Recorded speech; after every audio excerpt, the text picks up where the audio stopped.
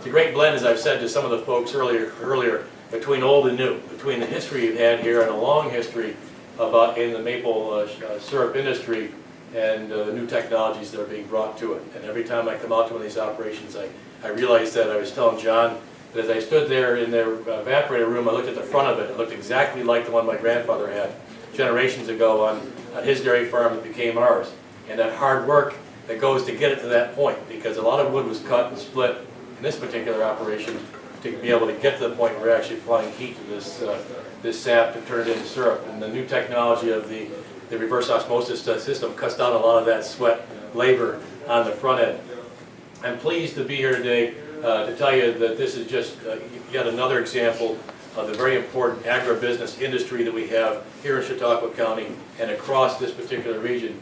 Senator Young, who was with us last year, mentioned that we're second only to Vermont, I believe, is the state that was the only one that has a leg up on us in syrup production. We could overtake them if we just tapped more than 10% of the trees that we're doing right now, so let's hope that continues to grow.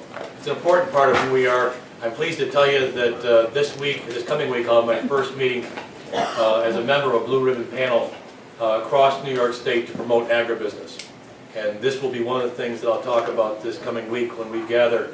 I'll be doing it by teleconference because the meeting is actually in Albany, but I'm pleased to be a member of about a 20-person commission to try and identify, promote, and improve agribusiness across New York State, because it is one of, if not the largest industry we have in New York State. So I'm pleased to be here. I want to thank Dave and the team that comes together to promote this. It's not only a great resource, it has much more potential for us here in Chautauqua County, but of course, like many things, Mother Nature has to cooperate. Let's hope that picks up a little bit here as we go forward. But thank you very much, David, for giving me a chance to speak.